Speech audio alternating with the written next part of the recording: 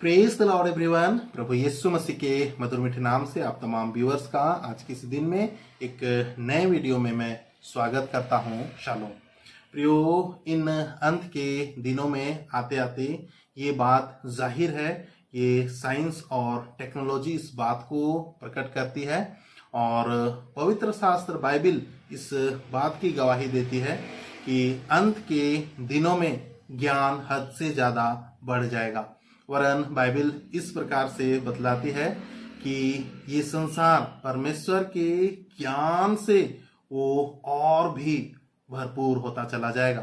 प्रियो, मैंने कहा कि अंत के दिनों में ज्ञान हद से ज्यादा बढ़ता चला जाएगा और ऐसा हमारे दिनों में हो भी रहा है। हम सारे इन अंत के दिनों में जी रहे हर एक विश्वासी या गैर विश्वासी इस बात के साक्षी है, इस बात के गवाह है कि सच में हमारे दिनों में आते आते ज्ञान बढ़ता चला जा रहा है।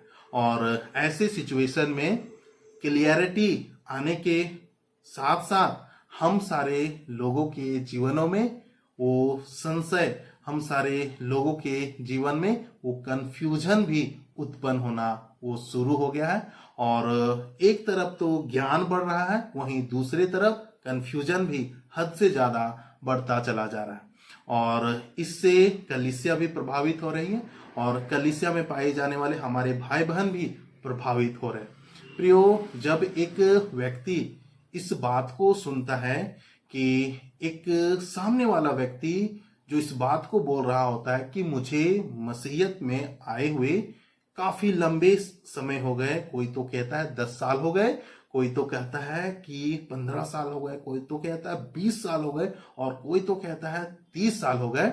और ऐसी बातें जब बोली जाती है और एक व्यक्ति जब ऐसी बातों को सुनता है तो ऐसे तमाम लोगों को वो सुपीरियर, वो श्रेष्ठ समझता है और वह अपने आप को इंफेरियर फील करता है, दबता है। साथ ही साथ जब किसी के जीवन में यदि कुछ स्पिरिचुअल गिफ्ट्स जो है ऑपरेट होते वो देख लेता है तो उनसे बहुत वो इम्प्रेस्ड हो जाता है और ऐसे लोगों को काफी हाई लेवल का मसीही समझने का एक भूल कर बैठता है, जबकि उसका खुद का जीवन अप टू डेट है, उसका खुद का जीवन बाइबल वचनों के अनुसार है। और तब भी वो लंबे समय को जान करके और स्पिरिचुअल गिफ्ट्स के वो क्रियान्वयन को देख करके वो खुद को वो दबता हुआ महसूस करता है और एक व्यक्ति कंफ्यूज हो जाता है और ऐसे समय में वो ऐसे लोगों के साथ संगति करना ज्यादा उचित समझता है जो लंबे समय से मसीहत के अंतर्गत हैं या तो जिनके जीवन से स्पिरिचुअल गिफ्ट्स ऑपरेट हो रहे होते हैं। प्रियो, और कई बार ये उसके लिए लाभदायक भी होता है और कई बार उसका यह विचार उसके लिए एक हानि का कारण बन जाता है। वो अपने आत्मिक जीवन को खुद ही खराब कर बैठता है और इम्प्रेस होने के चक्कर में वो इस बात को भूल जाता है और वो खुद कंफ्यूजन में पड़ जाता है कि मुझे किस प्रकार के विश्वासी भाई बहनों के साथ फेलोशिप रखनी है, किस प्रकार के लोगों के साथ फेलोशिप नहीं रखना। पवित्र शास्त्र बाइबल इस प्रकार से बतलाती है कि बुरे संगति अच्छे चरित्र को बिगाड़ देते हैं। जी हाँ प्रियो, यदि आपने फेलोशिप के चुनाव में यदि ध्यान नहीं दिया और बाइबल के स्टैंडर्ड को आपने यदि साइड किया, आपका जीवन खराब हो सकता है। प्रियो, आपका जीवन उन्नत हो, आपका जीवन खराब हो, ये पूरे तौर से आपके हाथ में है। तो प्रियो, आप अपने ही हाथों से अपना आत्मिक जीवन बिल्कुल भी खराब ना करें। प्रियो, आज मैं आप सारे लोगों के सामने दो ऐसी बातों को, दो व्यवहारिक बातों को रखने जा रहा हूं जिनको आप जान करके, जिनको आप फॉलो करके अपने आत्मिक जीवन में फेलोशिप किस प्रकार के विश्वासी भाई बहनों के साथ रखनी है आप डिसाइड कर सकते हैं और आप कंफ्यूजन से बाहर निकल सकते हैं और परमेश्वर के वचन में क्लियरिटी के साथ आप आगे बढ़ सकते हैं। प्रियो, जब आप ध्यान दे करके अपने जीवन में आगे बढ़ेंगे तो सही ढंग से मन फिराए हुए लोगों के जीवन में कुछ आपको लक्षण दिखाई देंगे प्रियो, और इन्हीं लक्षणों को आपको पकड़ना। पहला, आप ध्यान दीजिएगा और आपको खुद की संगति के चुनाव में इन दोनों स्टैंडर्ड का बहुत ख्याल रखना। पहला, आप ध्यान दीजिएगा कि जिनके साथ आप लगातार फेलोशिप कर रहे हैं, जिनके साथ आप उठ रहे हैं, बैठ रहे हैं, संगति कर रहे हैं, वो कंटिन्यू वो फेलोशिप करते हैं या नहीं। वो कंटिन्यू वो cottage meeting, house visiting, conferences में, कलीसियाओं में वो संगति करते हैं या नहीं। जैसे प्रेरितों के काम पुस्तक के अंतर्गत स्टैंडर्ड बताया गया है कि वो संगति करने में लोग लवलीन रहा करते थे। सेम आज के दिन में भी हर एक व्यक्ति को संगति करने में लवलीन होना बहुत ज्यादा जरूरी है।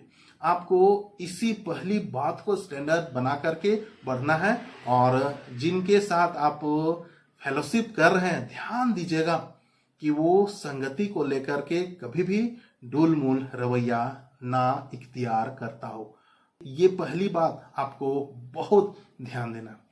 और मैं बताऊं प्रियो, कुछ ऐसे भी किस्म के लोग हैं जो धोखा देने में एक्सपर्ट हैं। वो तमाम प्रकार के मीटिंग्स में जाएंगे, हाउस विजिटिंग में जाएंगे, कॉटेज मीटिंग में जाएंगे, कॉन्फ्रेंसेस में जाएंगे, कलीसियाओं में जाएंगे, तो पर भी उनका जीवन सही नहीं पाया जाएगा, और वो सिर्फ लोगों को दिखाने के लिए ऐसा किया करते हैं।